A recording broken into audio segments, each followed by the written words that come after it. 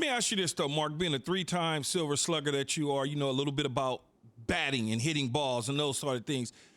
It seems like to me, now correct me if I'm wrong, when Clayton, especially in the postseason, is on the mound and he's dealing, those 5 innings he was dealing, but our bats were not dealing for him.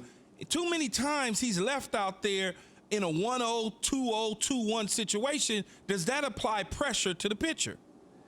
You're exactly right. It's, you know, I'll use the analogy, Keyshawn, in your sport, you know, when it's a really tight game and you're making your quarterback go down there and score with a few seconds left, he's going to throw some interceptions. Like, he's going to be under pressure, and that's what happened to Clayton Kershaw. The Dodgers did not swing the bats last night. 3 hits, and the Braves were pitching a guy named Bryce Wilson that most of the country has never heard of. He pitched a masterful game, but Bryce Wilson isn't a guy that you would expect to just completely shut down the #1 offense in baseball. So Clayton Kershaw's going out there in a 1-1 game.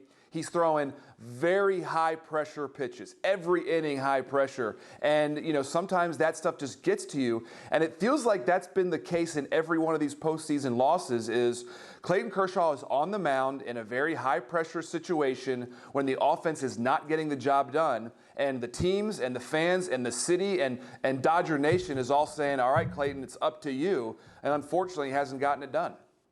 Okay, Tex. So Kershaw now is under 500 again in the postseason. How should we view his postseason career? Well, it is what it is, and you hate to say it, but he's not been a great postseason pitcher. He's got the highest career ERA of any pitcher to throw 100 innings in the postseason.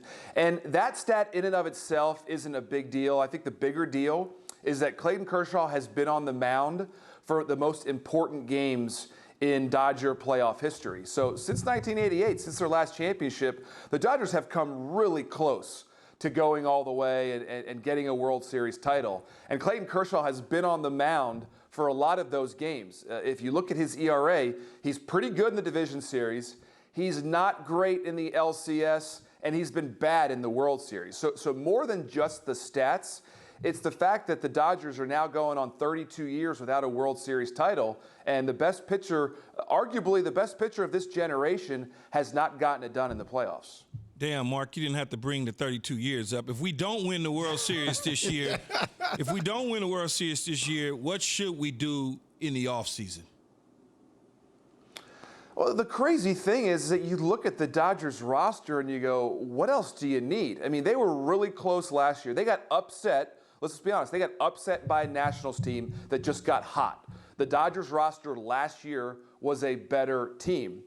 This year, they might be getting upset again by a Braves team that's a very good team. I mean, the Braves are stacked on their lineup, but they really have 2 starting pitchers, 2 guys that you can count on and trust. The Dodgers have 5 or 6 starting pitchers they can go out there and deal. And any, maybe hole that the Dodgers had in their lineup, they got Mookie Betts last offseason. They got one of the best players in all of baseball. So I think the front office and Andrew Friedman doing everything they have to do from roster standpoint.